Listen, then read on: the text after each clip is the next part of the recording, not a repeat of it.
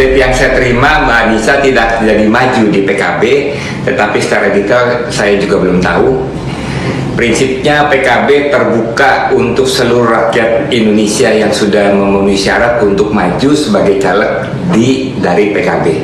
Tetapi nanti pada saat DCS kami akan memberitahukan kepada masyarakat untuk mendapatkan masukan-masukan, dukungan-dukungan, termasuk kritikan-kritikan.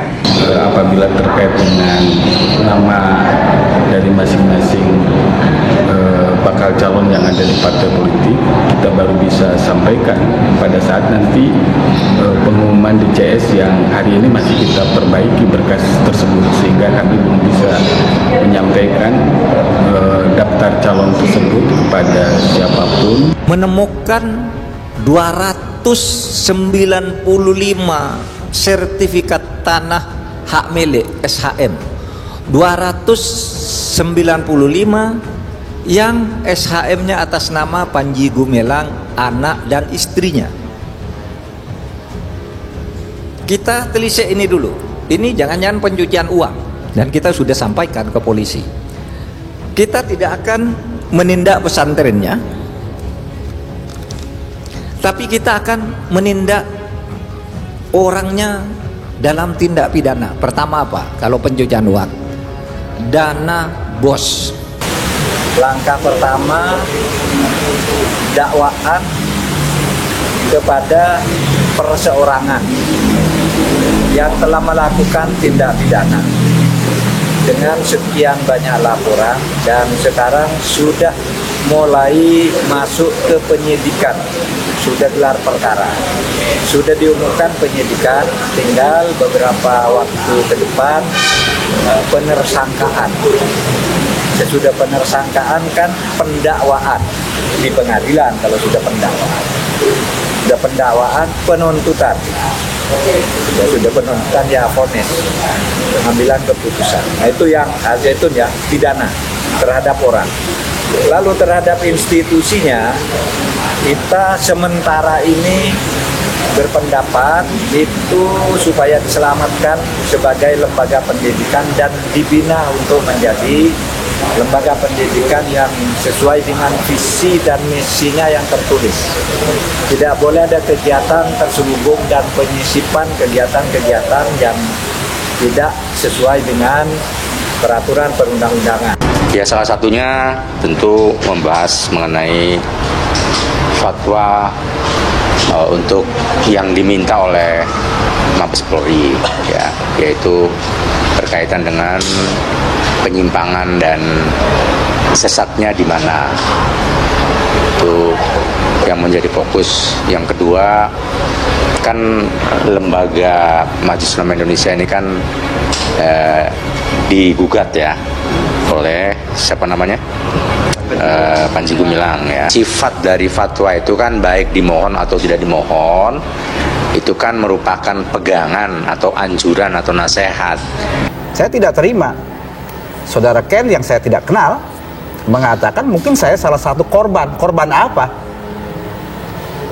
Saya mempertaruhkan reputasi dan usia saya, pemahaman saya, mempercayakan kepada institusi. Mahat Az-Zaitun itu bukan sesuatu yang gampang. Kalau saudara mengatakan saya sebagai korban, bagaimana logikanya?